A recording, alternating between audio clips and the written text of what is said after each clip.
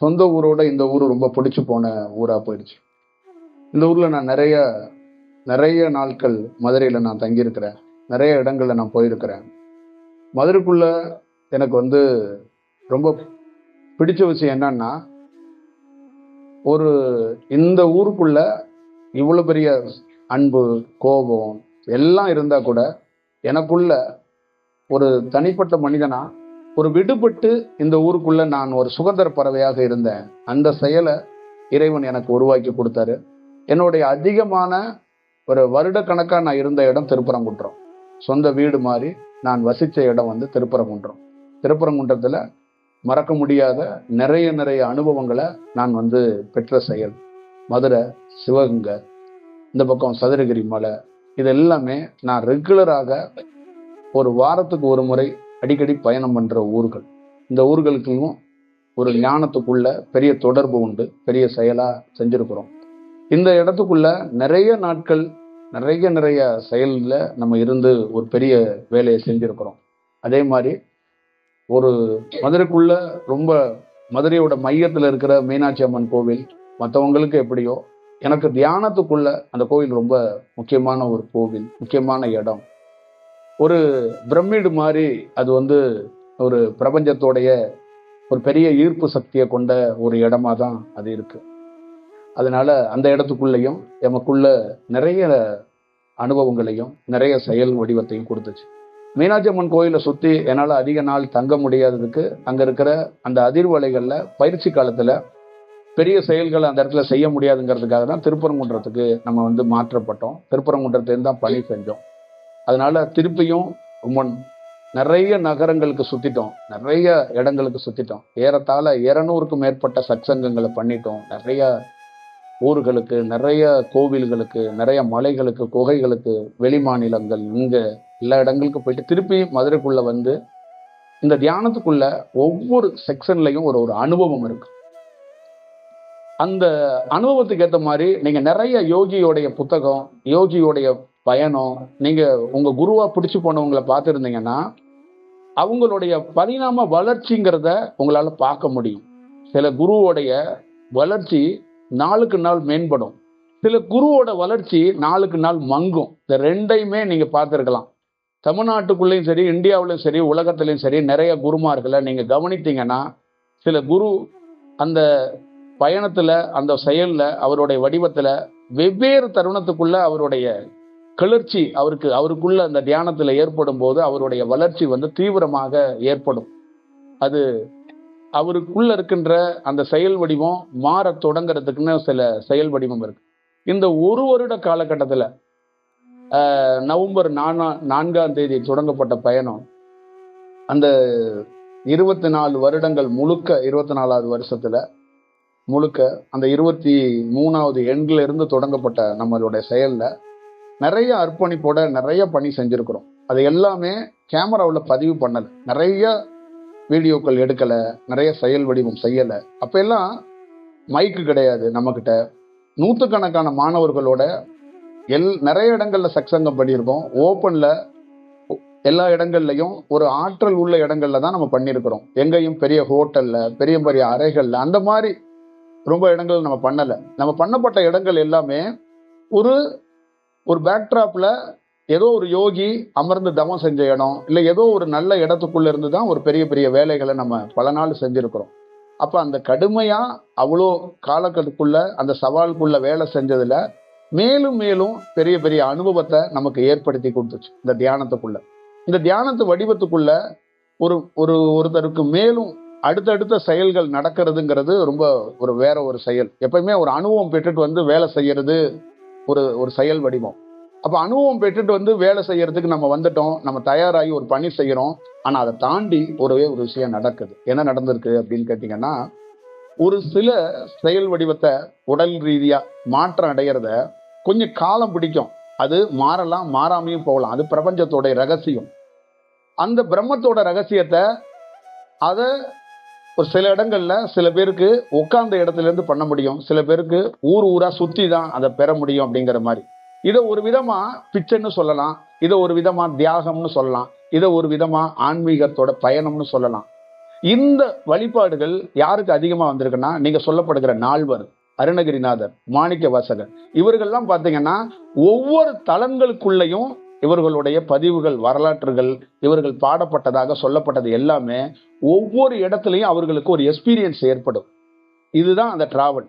ஒரு ஒரு இடத்துக்குள்ள ஒரு யோகி வந்திருக்கிறாரு, ஒரு நால்வர் பாடி இருக்கிறாங்க, திருஞான சம்பந்தர் வந்திருக்காரு, அருணகிரி வந்திருக்கிறாருன்னா, அவருடைய அந்த டிராவல்ல அவருக்கு ஏற்பட்டுகிற அனுபவம், அந்த தளத்துக்கு வரும்போது அவர் சந்திக்கிற செயல், அங்க உட்கார்ந்து தியானத்துல அவருக்கு கிடைக்கிற அனுபவம் இருக்கு பாத்தீங்களா, அது ரொம்ப அவரையே அறிய முடியாம அழுதுறாரு. அவரு ஒவ்வொரு ஆறுபடை வீட்டுக்குள்ள ஒவ்வொரு இடத்துக்குள்ள போகும்போதும் வெவ்வேறு தருணங்கள்ல வெவ்வேறு கிளர்ச்சி அவர் பார்க்கிறார், வெவ்வேறு இடங்கள்ல பார்க்கிறார். அப்ப அதோட எமோஷன், அதோட வெளிப்பாடு தான் அது வார்த்தையா வருது. இப்ப நான் சொல்றது வார்த்தைய எழுதப்பட்டா எப்படி இருக்கும், அதே மாதிரிதான் ஒரு யோகியோடைய புலம்பல் தான் அது மிகப்பெரிய ஒரு தத்துவமா மாறப்பட்டது. அவர் பார்த்து, என்ன மாதிரி ஒரு ஆளுக்கு, என்ன மாதிரி ஒரு ஜீவனுக்கு, இந்த அழுக்குள்ள இந்த உடலுக்கு இவ்வளவு பெரிய ஒரு அதிசயத்தை காட்டி கொடுத்துட்டியே, எனக்கு இப்படி ஒரு செயலை செஞ்சுட்டியே அப்படிங்கிற அந்த எமோஷன்ல, அந்த கண்ணீர்ல இருந்து ஒரு மனிதன் ஆற தழுவி, யாருக்கும் தெரியாத காட்சி எனக்கு தெரியுதே, யாருக்கும் தெரியாத மாற்றம் எனக்கு தெரியுதே அப்படிங்கிற செயல் வடிவத்திலிருந்து தான் அது தத்துவமாக மாறப்பட்டு, அதுல உயிர் சக்தியாக மாறப்பட்டு எத்தனையோ வடிவத்தில் இருக்கிறவங்களுக்கு கிடைக்கப்படுது.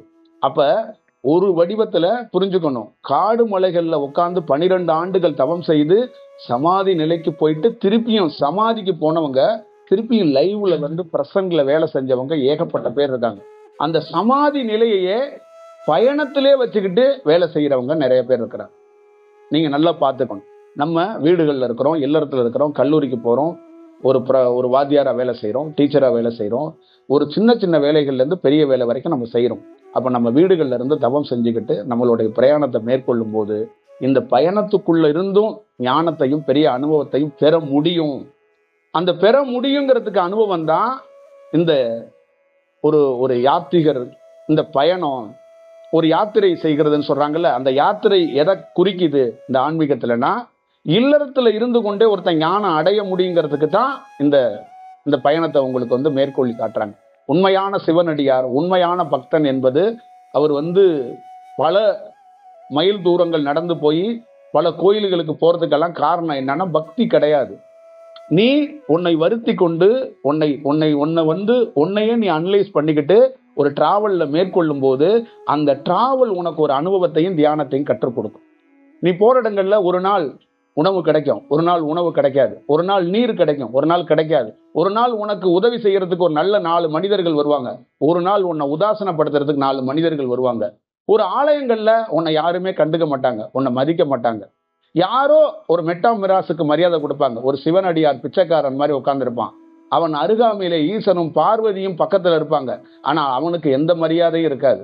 அவன் அப்படியே உட்கார்ந்து அழுத மணிக்கே உட்கார்ந்து அந்த மாதிரி ஏகப்பட்ட தத்துவங்களையும் பாடல்களையும் எழுத எத்தனையோ யோகிகள் இருக்காங்க.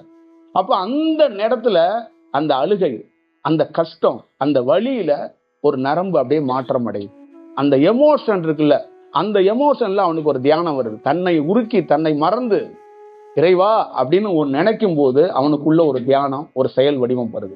அப்ப அந்த இடத்துக்குள்ள ஒரு எக்ஸ்பீரியன்ஸை அவனுக்கு பெறறதுக்கான வாய்ப்பு இருக்கு. அப்புறம் அங்கிருந்து அவனுக்கு உள் உணர்வாக நீ இங்கிருந்து இன்னொரு இடம் செல் அப்படின்னு வாழுது. இத நம்ம ஆளுங்க என்ன நினைச்சிட்டாங்கன்னா, சாமியார், ஒரு பக்தர்கள், ஒரு துறவி இப்படிதான் சுத்திக்கிட்டே இருப்பாங்க பார்த்து அப்படின்னு நினைச்சிட்டாங்க. அவர் சுத்திக்கிட்டே இல்லைங்க, அவர் தியானம் பண்ணிக்கிட்டு இருக்காரு, அவரையே உணர்ந்துகிட்டு இருக்கிறாரு, அவர் தன்னை உணர்ந்துகிட்டு இருக்காரு. உங்க வீடுகள்லாம் என்ன நினைப்பாங்கன்னா, தொடர்ந்து நீங்க நிறைய சத்சங்கங்கள் போறீங்க, நிறைய அந்த செயல் பண்றீங்கன்னா நீங்க ஏதோ ஒண்ணு நினைப்பாங்க. அது இல்ல, இந்த டிராவலே தியானம் தான். இதுதான் உங்களுக்கு ஒரு அனுபவத்தையும் ஒரு செயல் வடிவத்தையும் ஏற்படுத்தி கொடுக்கிறது. அப்ப காடு மலைகள்ல உட்கார்ந்து ஒரே இடங்கள்ல உட்கார்ந்து தவம் செய்து அனுபவம் பெறுறது ஒரு செயல். இந்த பயணத்துல இருந்து அனுபவம் பெற்று ஒரு செயல் செய்யறது ஒரு செயல். இந்த 2 வடிவத்தையும் இப்ப கிடையாது, 1000, 2000, 4000 ஆண்டுகளுக்கு முன்னாடியே இந்த பாரத தேசத்துல எத்தனையோ நுட்பமான பெரியவங்க பண்ணிட்டாங்க. அத தெளிவுபட சொல்ல வேண்டிய காலம் இப்ப வந்திருக்கு. இப்ப என்னுடைய அனுபவங்கள்ல நான் காடு மலைகள்ல உட்கார்ந்து தவம் செய்த நேரங்களும் காலங்களும் கம்மி. நகரங்கள்ல உட்கார்ந்து தியானம் செய்தது, மக்களோட பிரயாணித்த காலம் தான் அதிகம். அந்த செயலுக்குள்ள இருந்து தான் ஒரு அனுபவத்தை பெறறதுக்கு வாய்ப்பு இருந்தது.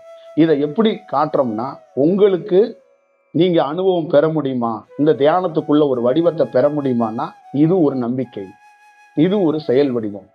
அவ்வளவுதான் இதுக்குள்ள இருக்கின்ற செயலா நான் சொல்றேன். அதே போல நமக்கு இன்னைக்கு சொல்லணும்னு நினைக்கிறது ஒரு 3-4 சம்பவங்களை சொல்லணும்னு நினைக்கிறேன். அதுல முக்கியமா சொல்லணும்னு நினைக்கிற ஒவ்வொரு தவம் பண்றவங்களுக்கும், சிவபெருமான், சிவன் என்பது ஒரு பிரம்மாண்டமான ஆற்றல், அந்த பிரம்மாண்டமான சக்தி. அந்த சக்திக்குள்ள ஒரு நீர், நெருப்பு, இந்த 2 தத்துவத்தையும் ஒன்றாக சேர்த்து வாழக்கூடியது சிவன் தத்துவம். சிவன் என்பது 2 செயலை ஒரு செயலாக மாற்றி ஒரே செயலாக வடிவமாக வாழக்கூடிய ஒரு செயலும், அதிலிருந்து பல செயல்களை உருவாக்கக்கூடியது செயலும். அந்த செயல் அது புலித்தோல் ஏன் அணியுது? புலித்தோலுக்கும் சிவனுக்கு என்ன தொடர்பு? புலித்தோலில் அவர் உட்கார்ந்து தவம் செய்கிறார். என்ன அடிப்படையில் இந்த புலித்தோல் விரிக்கப்பட்டிருக்கிறது? என்ன வடிவத்தில், என்ன தத்துவத்தில்? இந்த சிவன் என்று அழைக்கப்படுகின்ற அந்த உயர்ந்த ஆற்றல், எல்லா ஆற்றல்களிலே ரொம்ப உயர்ந்ததாக ஒவ்வொரு தவம் பண்ணுகிறவர்களும் அந்த ஆற்றலை பார்க்கும்போது, அங்க நம்ம பெரியவங்களை பார்த்தா மரியாதை கொடுப்போம். என்னுடைய அனுபவத்திலேருந்து சொல்றேன், பெரியவங்களை பார்த்தா ஏஞ்சி நிற்போம், சில பேரை பார்த்தா கும்பிடணும்னு சொன்னோம். ஆனா சிவனை பார்த்தா அங்க நாமே இல்லாம போயிடுறோம், அங்க எதுவும் இல்லாம போயிருது. ஏன்னா அது அந்த மாதிரி ஒரு மேஜிக்கை பார்க்கவே முடியாது, அங்க பேசவே முடியாம போயிருது. அங்க தான் அதிகாரம், வாளு, அதுக்கெல்லாம் அங்க வேலையே இல்லை. அந்த சிவம் என்றத நம்ம பார்த்த அனுபவம் என்னன்னா, அங்க ஒண்ணுமே இல்லாம போயிருது. அதுதான் அதுகிட்ட இருக்கிற பெரிய செயல். அதனாலதான் எல்லா யோகியும் அந்த சிவன்னா ஒரு சின்ன ஜர்க் இருக்கிறதும், அவங்களே தன்னை மறந்து போயிடுறதும் அதுதான். எங்களுக்கு அங்க எங்களையே சுத்தமா சப்த நாடிகளும் இல்லாம போயிருது அப்படிங்கிறது தான் அதோட செயல். அப்ப அந்த விரிப்பு எதற்காகனா, நல்ல ஞாபகம் வச்சுக்கோங்க, அந்த செயல் வடிவம் எந்த தத்துவத்தை காட்டுறாருன்னா, கீழே விரித்து அவர் புலித்தோளில் அமர்ந்திருக்கிறார் அப்படின்னா, கீழே இருக்கிற ஓட்டையை அடைக்கணும், பாத்திரங்கள் அடைக்கப்படும். அந்த ஓட்டையை அடைச்சாதான் பிரபஞ்ச பேராற்றல் இருந்து ஒரு உயர்ந்த ஆற்றல் உள்ள வந்து கொட்டி கொண்டே இருக்கும் அணு துகள்களாக.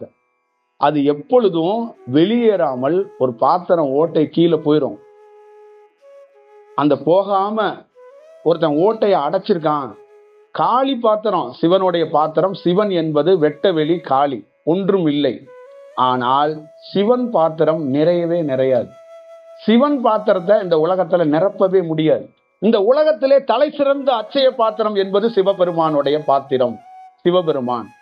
இந்த உலகத்துல ஆகாயத்துக்கு எல்லையே இல்லைங்கிற மாதிரி சிவபெருமானுக்கு எத்தனை கோடான கோடி இந்த அண்டத்திலிருந்து அணுக்கள் கொட்டினாலும் சிவபெருமான் பாத்திரம் நிறையவே நிறையாது. சிவபெருமான் பாத்திரம் கீழே போகவே போகாது, அது ஓட்டைய அடைக்கப்பட்ட பாத்திரம். அப்ப அந்த ஓட்டை அடைக்கப்பட்டுருச்சுன்னா ஒருத்தருக்கு என்னன்னா, புலித்தோளில் அமருவார். இவர் என்ன குறியீடுல எதுக்குங்க வச்சிருக்காருன்னா, ஓட்டை அடைச்சவர். இவர்கிட்ட இவர் ஒரு உட்கார்ந்து இருக்காருன்னா தியானத்துல, நம்ம ஊர்ல நெல் குதிரெல்லாம் நம்ம கிராமங்கள்ல கட்டி வச்சிருப்பாங்க. அப்ப மேல பாத்தீங்கன்னா பல மூட்டைகளை நெல்லை வந்து கொட்டிக்கிட்டே இருப்பாங்க, தலைக்கு மேல வச்சிருப்பாங்க.